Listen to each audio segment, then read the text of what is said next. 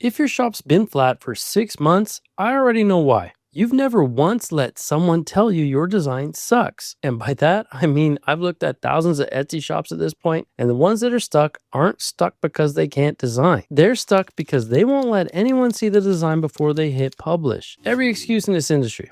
Wrong niche, bad SEO, Etsy hates new shops. It's all a smokescreen for the one thing nobody wants to admit. You're avoiding feedback on your actual work. And today I'm going to show you why the people who stop avoiding it are the ones who win. Full stop. I'm Jay, 14 years in print on demand, ran my own DTG shop, and I run a community of designers where we do the exact same thing every single week. I didn't figure this out from a textbook. I figured it out on my own from watching two types of people come through my communities. There's the ones who post their design and ask what's wrong with this, and the ones who never post at all. One of those groups grows and the other one stays stuck. And this matters more right now than it did a year ago because shops winning in 2026 aren't the ones with the most listings. They're the ones with the sharpest design. If your design is the weak link, more listings just means more weak links. There's a psychological pattern behind this, and it's called self-handicapping. It's when you avoid a real test of your ability so you never have to find out the answer. If you never show anyone the design, it can never actually fail.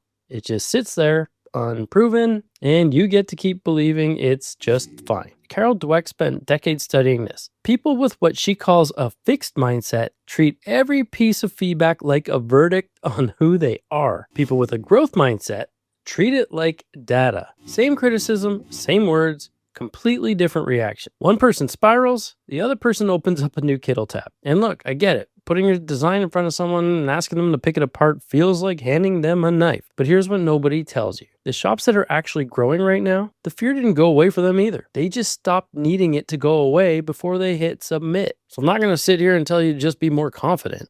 That's useless advice. Confidence is great, but it's not everything.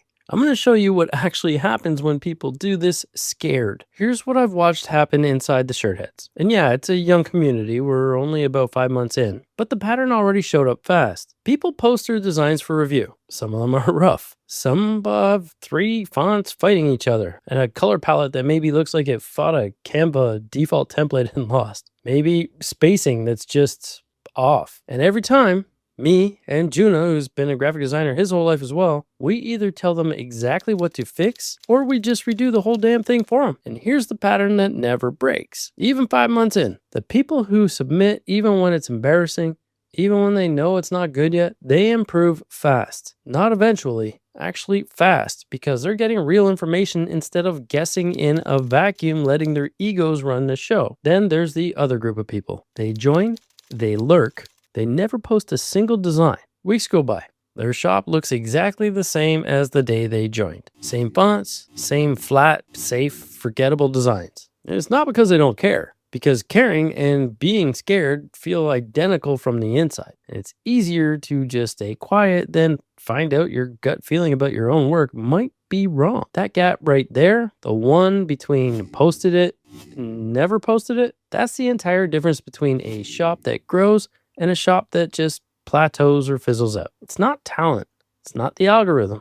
It's exposure to real feedback, repeated enough times that your eye actually changes and you start to know what you're looking at. So let's make this useful. When Juno and I look at a submitted design, we're not just kind of vibing on it. We're checking specific things. And you can check these yourself before you ever actually post. First is hierarchy. Your eye should know exactly where to land. First, second, and third. If everything's fighting for attention all at once, nothing wins and the design reads as noise instead of an actual emotional message. Second, does this look like the first idea or the fifth? First ideas are always usually the most obvious ones anyway. Straight text, centered, one font, maybe done. Good stuff shows up on idea 5 after you've pushed past the easy answer. Third, is there a human fingerprint on it? Distressed textures, hand-drawn elements, a font choice with actual character. Maybe you manipulated the font a little bit. People are drowning in AI slop-looking designs right now. The ones that feel like a person made them, the ones that sell feel like a person made them.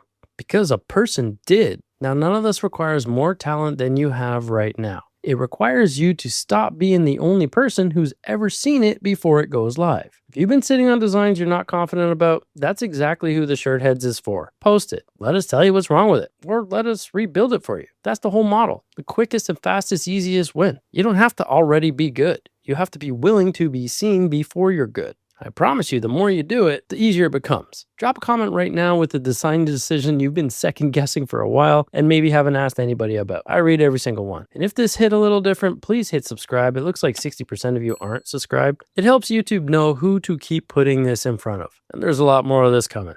So see you in the next one.